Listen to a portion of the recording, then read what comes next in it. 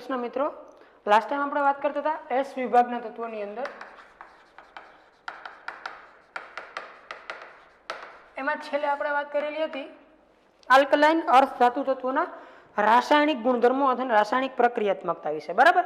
જેમાં આપણે વાત કરી હતી હવા પ્રત્યે પ્રક્રિયાત્મકતા, મતલબ કે ઓક્સાઇડ અને હાઇડ્રોક્સાઇડ. એના પછી આપણે વાત કરી હતી પાણી પ્રત્યે પ્રક્રિયાત્મકતા. એના પછી આપણે વાત કરી હતી હેલાઇડ. એના પછી આપણે વાત કરી હતી હાઇડ્રાઇડ. આવા સંયોજનોની આપણે ચર્ચાઓ કરેલી હતી, બરાબર. ફરીથી આપણે આલ્કલાઇન અર્ધ ધાતુ તત્વોના રાસાયણિક ગુણધર્મો સમજીએ.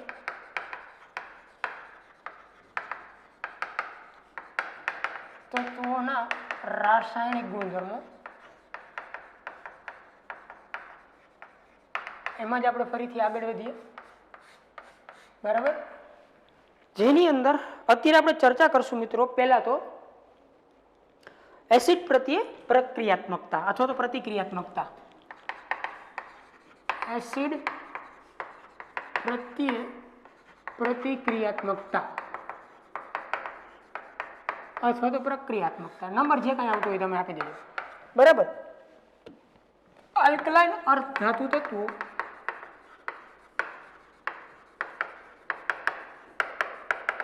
એસિડ પ્રત્યે ઝડપી પ્રક્રિયાથી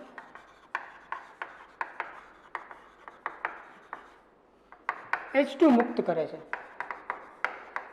મતલબ એવું છે કે દરેક આલ્કલાઇન અર્ધ ધાતુ તત્વ હે એ એસિડ સાથે ત્વરિત પ્રક્રિયા આપે, ઝડપી પ્રક્રિયા આપે અને H2 ને મુક્ત કરે. જેમ કે આપણે સમજવું હોય તો આપણે આવી રીતના સમજી શકીએ કે M + HCl આલ્કલાઇન અર્ધ ધાતુ તત્વ હે, HCl સાથે પ્રક્રિયા થાય તો શું બનાવી દઈએ તો કે M × Cl2 + H2 મુક્ત કરે, આવી રીતના, બરાબર. પછી તમે કોઈ પણ ઉદાહરણ લઈ શકો. ધારો કે મેગ્નેશિયમ હોય તો આવી રીતના થાય Mg + 2HCl MgCl2 + H2. પછી તમે બીજું કોઈ પણ એસિડ લઈ શકો. ધારો કે કોઈ H2SO4 યુઝ કરે તો શું બનશે તો કે CaSO4 કેલ્શિયમ સલ્ફેટ + H2. હેડ મિત્રો, એક આ વાત યાદ રાખજો, બરાબર. આલ્કલાઇન અર્ધ ધાતુ તત્વો એસિડ સાથે પ્રક્રિયા દ્વારા શું આપશે તો કે ત્વરિત રીતે હાઇડ્રોજન આપશે. પછી એસિડ ઉપર ડિપેન્ડ કરે કે એ શેમાં કન્વર્ટ થાય. અહીંયા તમે યુઝ કર્યું હોય HCl તો ક્લોરાઇડમાં કન્વર્ટ થાય, સલ્ફ્યુરિક એસિડ યુઝ કર્યો હોય તો સલ્ફેટમાં કન્વર્ટ થાય, પણ હાઇડ્રોજન મુક્ત કરે અહીંયાથી એ કન્ફર્મ, ક્લિયર. કારણ કે એસિડમાં હાઇડ્રોજન હોય જ. આવી રીતના આગળ વધીએ.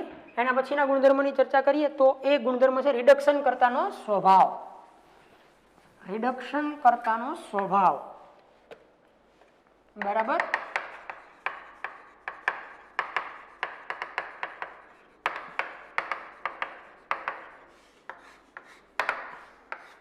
એની અંદર આપણે વિચારીએ મિત્રો, પહેલી વાત તો એ કે સમૂહ 2 ના તત્વો રિડક્શન કરતા તરીકે વર્તે છે, એમાં કોઈ શંકાને સ્થાન નથી.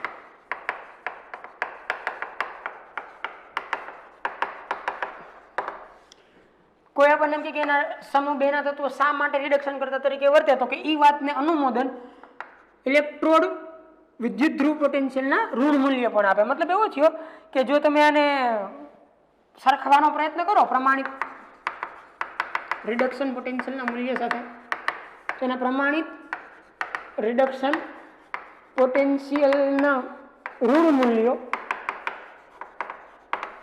તેને રિડક્શન કરતા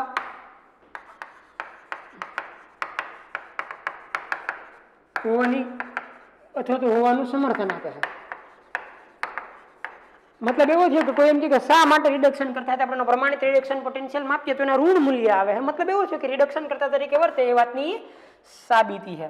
હા, એક વાત ફાઇનલ કે સમૂહ 1 ની સાપેક્ષે સમૂહ 2 ના તત્વો પ્રમાણમાં ઓછા રિડક્શન કરતા હોય અથવા તો નબળા રિડક્શન કરતા હોય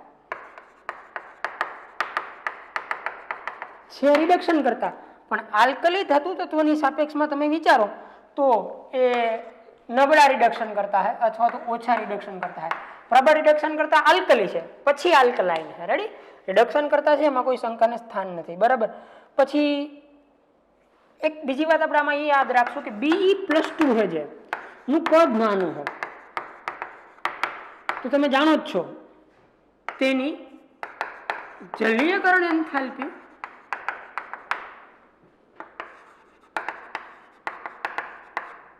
વધારે હશે અથવા તો વધારે છે, જે તેને રિડક્શન કરતા બનાવે છે. કોઈ એમ કે બેરિલિયમમાંથી તો ઇલેક્ટ્રોનને સરળતાથી મુક્ત કરવો, ટૂંકમાં સરળતાથી મુક્ત નથી કરી શકાતો. તો બેરિલિયમને રિડક્શન કરતા બનાવવા પાછળનું કારણ કોણ જવાબદાર છે? તો મેં યાદ રાખવાનું તમારે ખાલી કે બેરિલિયમનું કદ નાનું હોવાથી એની જલીયકરણ એન્થાલ્પી હાઈએસ્ટ છે. જે જલીયકરણ એન્થાલ્પી એને રિડક્શન કરતા બનાવે છે. અને હાઈએસ્ટ જલીયકરણ એન્થાલ્પી પોતાના સમૂહમાં હોવાના કારણે એ રિડક્શન કરતા તરીકે મિત્રો વર્તી શકે છે. પછી આમાં તમારે ઉપરથી નીચે કે આમ કે તેમ કે એવો કાંઈ રિડક્શન કરતાનો ક્રમ યાદ રાખવાની જરૂર નથી. બરાબર? આપણે સમૂહ એકની અંદર યાદ રાખ્યો એટલું ઇનફ હતું, આમાં એની કાંઈ જરૂર નથી. રેડી? આગળ વધીએ. એના પછીનો ગુણધર્મ આપણે ચેક કરીએ તો એ આવશે પ્રવાહી એમોનિયામાં દ્રાવણ.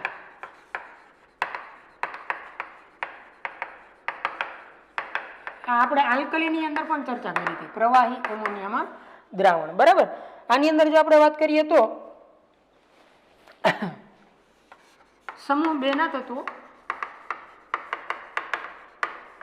એમોનિયામાં દ્રાવ્ય થઈ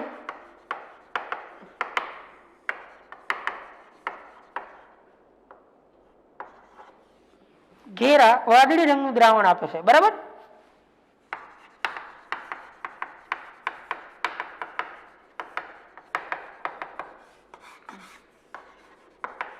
હવે દ્રાવ્ય થાય ત્યારે શું બનશે આપણે સમજીએ. ઘેરા વાદળી રંગનું દ્રાવણ આપે છે.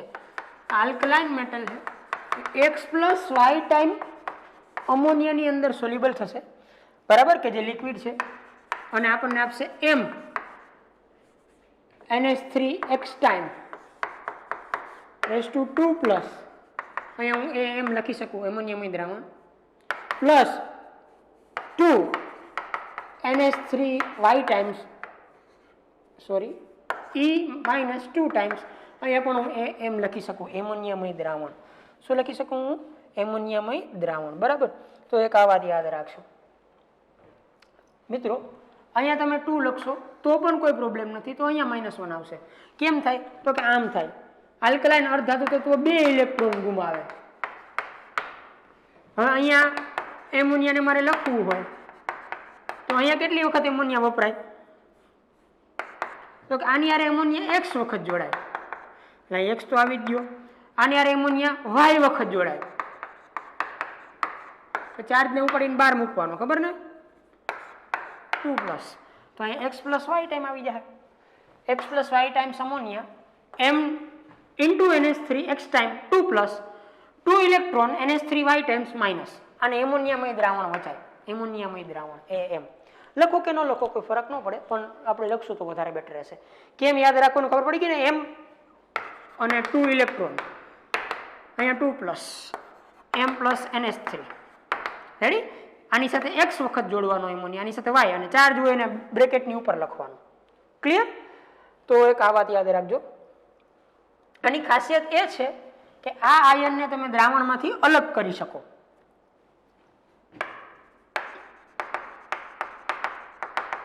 દ્રાવણમાંથી મેળવી શકાય, અલગ કરી શકાય. બસ આ એની એક ખાસિયત છે કે એમોનિયામય જે ધાતુ આયન છે એને તમે સેપરેટ કરી શકો, દ્રાવણમાંથી અલગ કરી શકો. આ એક એની ખાસિયત છે મિત્રો. બરાબર? તો આપણે અત્યારે 3 વસ્તુ ભણ્યા: એસિડ પ્રત્યે પ્રક્રિયાત્મકતા, પછી આપણે ભણ્યા રિડક્શન કરતાની પ્રકૃતિ, અને પછી આપણે ભણ્યા એમોનિયામાં દ્રાવણ. હવે આપણે લાસ્ટ સંયોજનો વિશે વાત કરવા જઈએ તો ઓક્સો એસિડના ક્ષાર. ઓક્સો એસિડના ક્ષાર.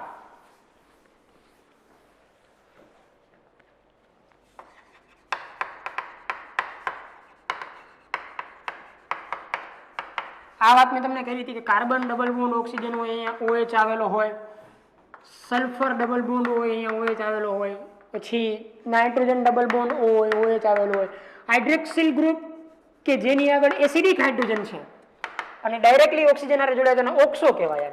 અને કયા ક્ષાર કહેવાય? ઓક્સો. બરાબર? અને ઓક્સો એસિડ કહેવાય. આ ઓક્સો એસિડમાંથી જે ક્ષાર બનશે તો આમાંથી કાર્બોનેટ બનશે મિત્રો. અહીંયાથી શું બનશે? તો કે સલ્ફેટ બનશે. અહીંયાથી શું બનશે? તો કે નાઇટ્રેટ બનશે. તો ઓક્સો એસિડના ક્ષારમાં આપણે કાર્બોનેટ, સલ્ફેટ અને નાઇટ્રેટની વાત કરીશું, કારણ કે અહીંયા જો આલ્કલાઇન મેટલ આવી જાય તો કાર્બોનેટ બની જાય, જેમ કે Na2CO3. રેડી? એવું જ આ બાજુ હોય, એવું જ આ બાજુ હોય છે ને એવું જ આ બાજુ હોય. ધારો કે Na2SO4 ની વાત કરું, સોરી CaCO3 કેલ્શિયમ કાર્બોનેટ, અહીંયા તો કે CaSO4 સલ્ફેટ, અહીંયા તો કે તમે CaNO3 ટ્વાઇસ નાઇટ્રેટ. તો બધા ઓક્સો એસિડના ક્ષાર બનશે. બરાબર? Sulphate, nitrate, carbonate. મેં તમને ત્યારે આ ડીપમાં સમજાવ્યું હતું કે ઓક્સો એસિડ એટલે શું. કોઈ પણ પરમાણુમાં ડબલ બોન્ડેડ ઓક્સિજન હોય એની બાજુ હાઇડ્રોક્સિલ ગ્રુપ હોય છે, કે હાઇડ્રોક્સિલ ગ્રુપ એસિડિક હાઇડ્રોજન ધરાવતો હોય, એને ઓક્સો એસિડ કહેવાય. એમાંથી જે સોલ્ટ બને, હાઇડ્રોજન નીકળી જાય ને અહીંયા લાગી જાય આ મેટલ આલ્કલી કે આલ્કલાઇન, તો એને ઓક્સો એસિડના ક્ષાર કહેવાય. આપણે કાર્બોનેટ, સલ્ફેટ અને નાઇટ્રેટ ભણશું મિત્રો. રેડી? ફર્સ્ટ આપણે કાર્બોનેટની ચર્ચા કરીએ.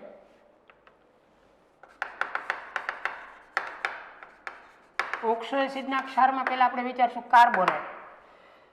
મિત્રો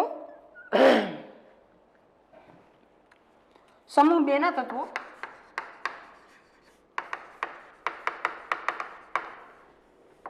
MCO3 પ્રકારના કાર્બોનેટ બનાવે.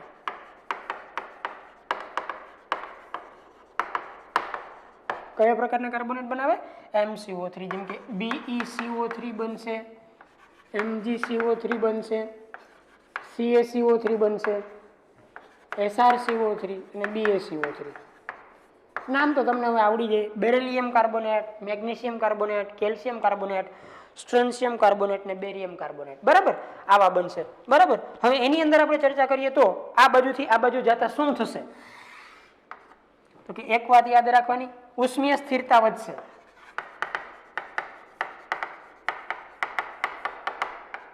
પછી પાણીમાં દ્રાવ્યતા ઘટશે. ઉષ્મીય સ્થિરતા વધશે, પાણીમાં દ્રાવ્યતા ઘટશે. યાદ રાખજો મિત્રો. બરાબર? અને મોટા ભાગે આ બધા પાણીમાં અદ્રાવ્ય હોય.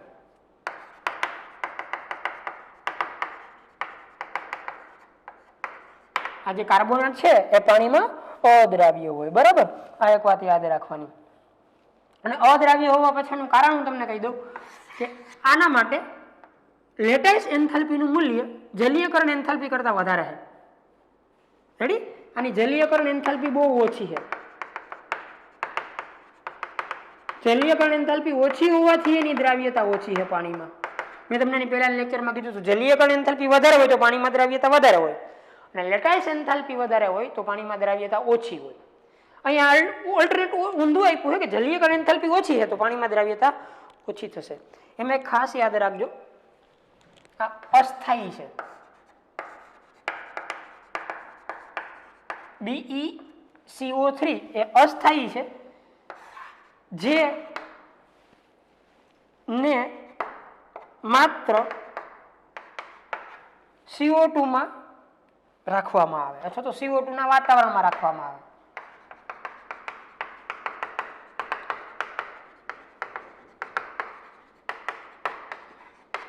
તો જ સ્થાયી રહી શકે મિત્રો.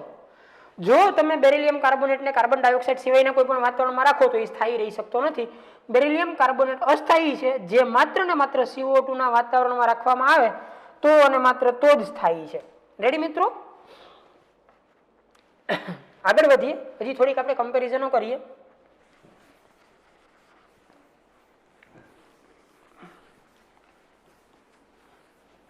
સમૂહ 2 કરતા સમૂહ 1 ના કાર્બોનેટ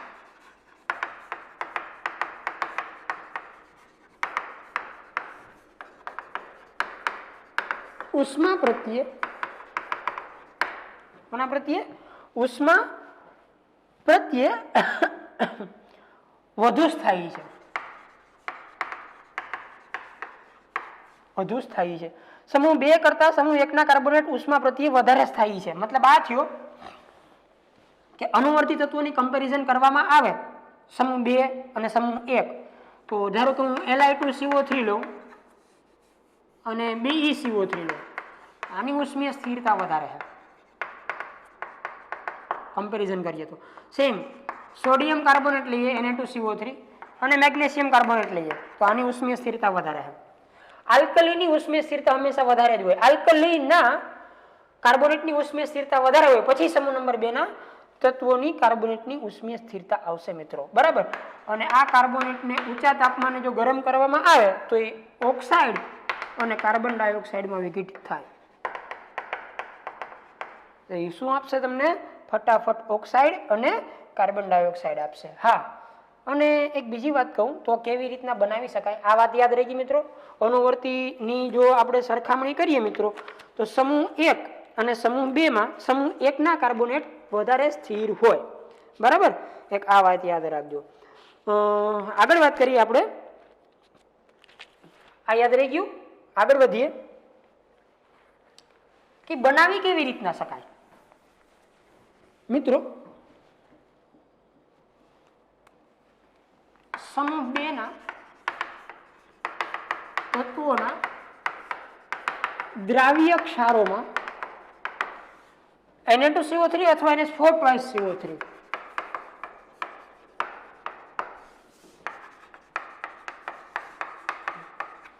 ઉમેરીને સમૂહ 2 ના કાર્બોનેટને અવક્ષેપિત કરી શકાય. કારણ કે પાણીમાં દ્રાવ્ય નથી. હવે તમે કહ્યું કે સાહેબ આમાં કાંઈ સમજાણું નહીં, બનાવટ કરી શકાય, અવક્ષેપિત કરી શકાય, વોટેવર. ધારો કે મારી આગળ સમૂહ 2 ના તત્વોનું કોઈ એક દ્રાવ્ય ક્ષાર છે. સમૂહ 2 માં ધારો કે મારી આગળ એક CaCl2 છે. દ્રાવ્ય ક્ષાર એનો મતલબ એવો છે કે દ્રાવણમાં આ સ્વરૂપે હશે Ca2+ અને 2Cl-. આમાં હું Na2CO3 નાખું. અત્યારે આ દ્રાવ્ય છે CaCl2, હું Na2CO3 નાખું એટલે 2 આયન આપે, Na+ 2 ટાઈમ્સ અને CO3 2-. હવે આ બે કમ્બાઈન થઈ જાય અને શું બનાવી દઈએ? CaCO3. અને એના આપણને ફટાફટ અવક્ષેપ મળે કારણ કે એની પાણીમાં દ્રાવ્યતા ઓછી છે. દ્રાવ્યતા ઓછી હોવાથી અદ્રાવ્ય હોવાથી બંને ભેગું સીધું અવક્ષેપિત થઈ જાય, આપણે નરમ મેળવી શકીએ. સેમ વસ્તુ તમે સલ્ફેટ પણ લઈ શકો. ધારો કે CaSO4 હોય તોય થાય, કારણ કે Ca+2 ને SO4 - 2 આવા બે આયનો હોય. હવે તમે એમાં NH4 + CO3 નાખો તો એક NH4+ આયન મળે અને એક CO3- આયન મળે 2 ટાઈમ્સ વાળો. એટલે આ બે જોડાઈ જાય. હવે કયા બે?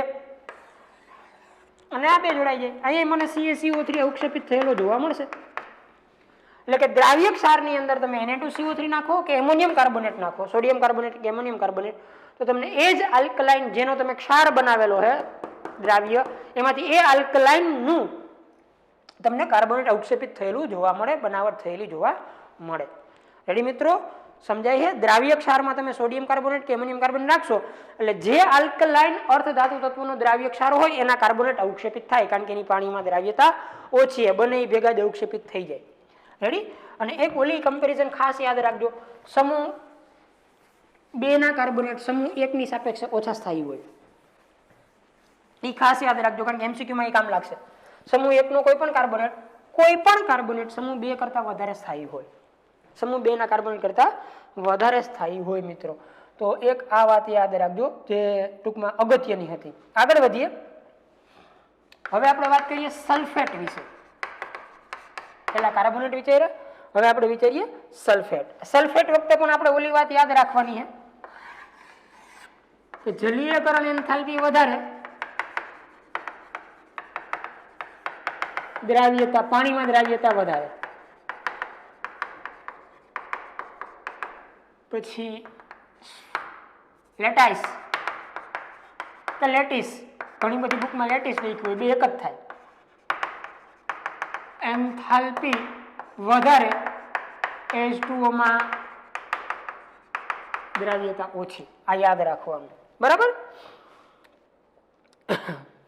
હવે આપણે વિચારીએ કે બનાવી કેવી રીતના શકાય. તો કે આપણે સમૂહ 2 ના કાર્બોનેટ હોય MCO3, એની પ્રક્રિયા આપણે કોન્સન્ટ્રેટેડ સલ્ફ્યુરિક એસિડ સાથે કરીએ તો આપણને MSO4 મળે પ્લસ છૂટું પડે H2CO3. H2CO3 છૂટું પડે એ ફરીથી વિભાજિત થઈ જાય H2O અને CO2 માં. સાદી સોડા જ છે. H2CO3 ફરીથી વિભાજિત થઈ જાય H2O અને CO2 ની અંદર, બરાબર? તો એક આ વાત યાદ રાખજો કે કાર્બોનેટની સલ્ફ્યુરિક એસિડ સાથે પ્રક્રિયા કરવામાં આવે, સલ્ફ્યુરિક એસિડના દ્રાવણ સાથે પ્રક્રિયા કરવામાં આવે તો આપણને સલ્ફેટ, પાણી અને કાર્બન ડાયોક્સાઇડ ગેસ મળશે. રેડી? હવે આ જે બનાવવામાં આવે એ કયું સામાન્ય સૂત્ર ધરાવે તો કે MSO4. દરેક સફેદ ઘન પદાર્થ છે. આ દરેક છે એ સફેદ ઘન પદાર્થ, દરેક સલ્ફેટ એ સફેદ ઘન પદાર્થ છે અને દરેક સલ્ફેટ ઉષ્મા પ્રત્યે સ્થાયી છે.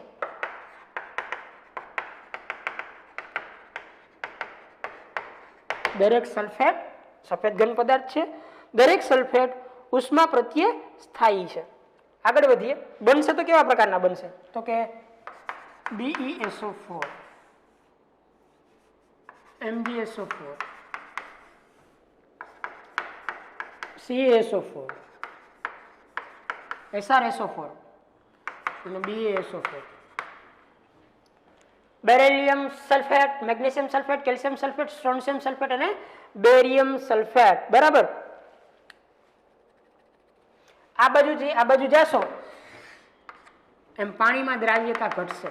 આમાં ઊંધું હોય, પાણીમાં દ્રાવ્યતા ઘટશે. આ બે સરળતાથી ઝડપથી દ્રાવ્ય થાય.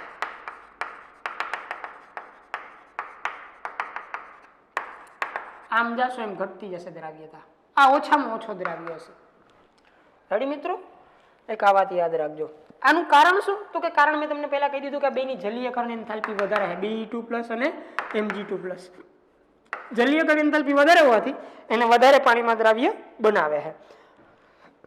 એક યાદ રાખવાનું ખાલી કે ભાઈ શા માટે સલ્ફેટમાં પહેલા બે પાણીમાં વધારે દ્રાવ્ય છે?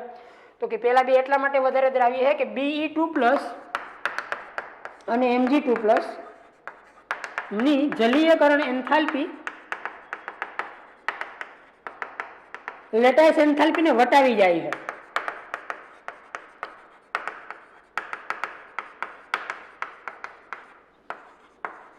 વટાવી જાય એનો મતલબ એવો કે લેટાઇસ એન્થાલ્પીનું મૂલ્ય ઊંચું હોવા છતાંય એની પાર કરી જાય. એટલી બધી જલીયકરણ એન્થાલ્પી વધારે છે Be+2 અને Mg+2 ની. તો Be+2 અને Mg+2 ની જલીયકરણ એન્થાલ્પી એટલી બધી વધારે છે કે લેટાઇસ એન્થાલ્પી વધારે હોય એને વટાવી જાય, એના કરતાં વધારે છે. માટે એના સલ્ફેટ પાણીમાં દ્રાવ્ય છે. પછી તમે ઓલી બાજુ જશો એમ દ્રાવ્યતા ઘટતી જશે. સલ્ફેટમાં યાદ રાખજો દ્રાવ્યતા ઉલટી હોય. રેડી? આગળ વાત કરીએ નાઇટ્રેટ વિશે.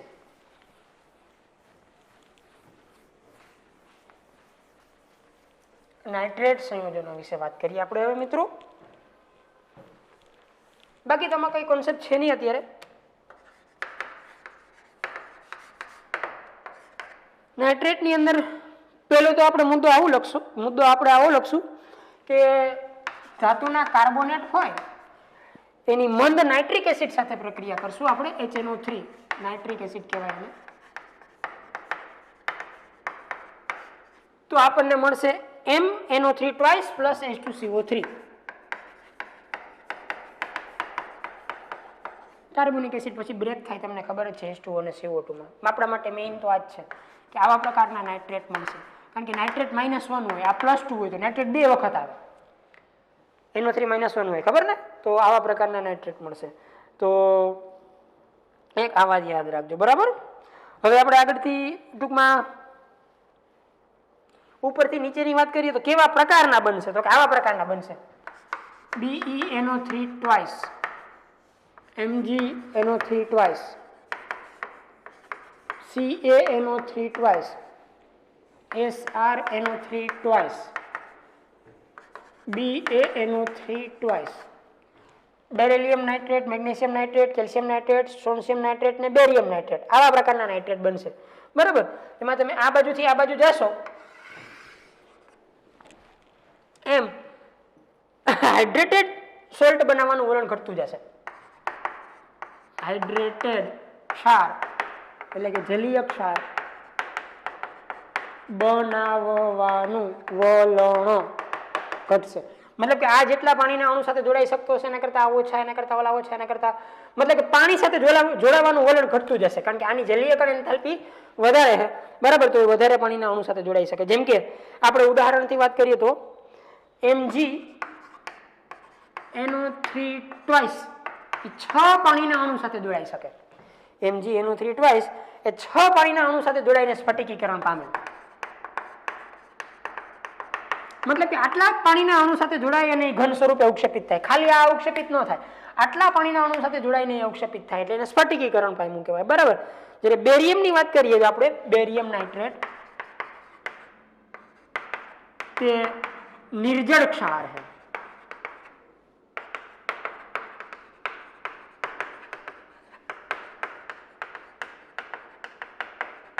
मतलब આ કે પાણીના અણુ સાથે જોડાયેલો જ નથી હોતો, એમને સ્ફટિકીકરણ પામે, નિર્જળ. એટલે આમ તમે જાશો એમ પાણી સાથે સ્ફટિકીકરણ પામવાનું વલણ ઘટતું જશે, બરાબર. અને એક અગત્યની વાત હવે છેલ્લી એ આ છે, બીજું તો આમાં કઈ મિત્રો છે નહીં, કોન્સેપ્ચ્યુઅલ ચેપ્ટર નથી આ, મોટાભાગે યાદ રાખવાની બાબતો છે જે તમારે લખી લખીને પાકી કરવી પડશે. સમૂહ 2 ના નાઇટ્રેટને ગરમ કરતા તે LiNO3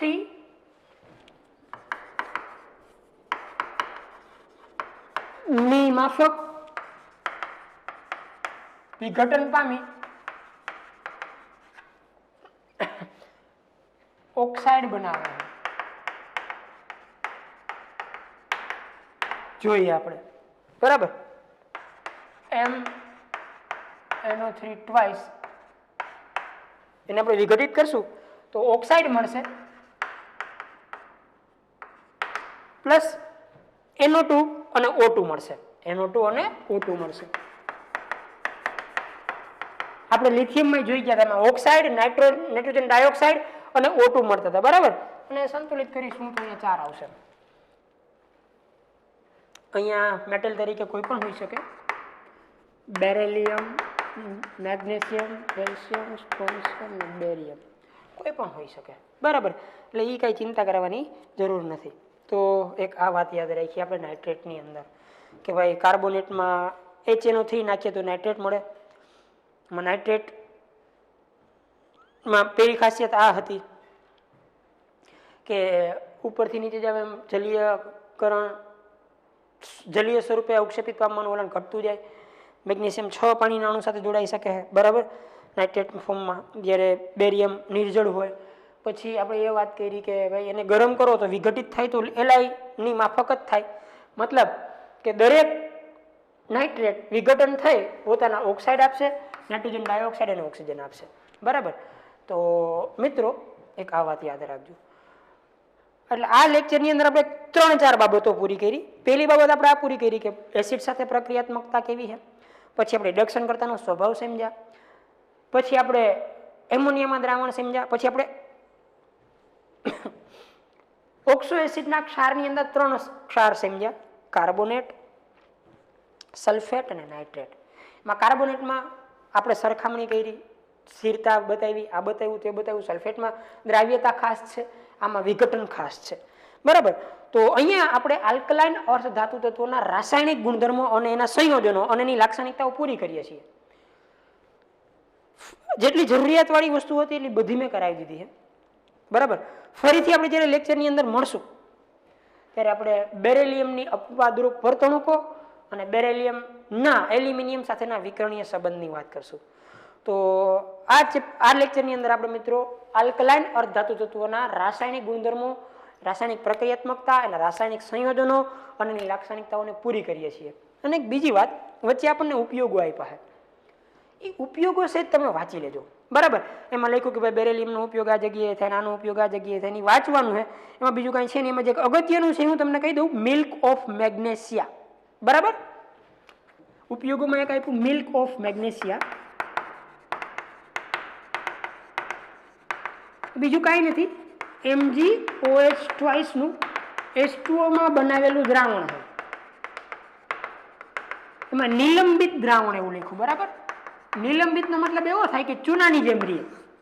જેમ આપણે ચૂનાને પાણીમાં ઓગાળીએ ને કેમ દૂધિયું દ્રાવણ બને, એમ ક્લિયર દ્રાવણ ન થાય, બરાબર. તમે પાણી લઈ H2O અને એમાં MgOH ટ્વાઇસને દ્રાવ્ય કરો તો એ દ્રાવ્ય થાય, પણ આવી રીતના એના નાના નાના કણોમાં નિલંબિત રીએ, ક્લિયર સોલ્યુશન નો દેખાય, ને મિલ્ક ઓફ મેગ્નેશિયા કહેવાય. જે બેઝિક છે સ્વભાવે, એટલે એનો ઉપયોગ એન્ટાસિડ તરીકે થાય. એન્ટાસિડ એટલે બીજું કાંઈ નહીં, ડાયાબિટીસ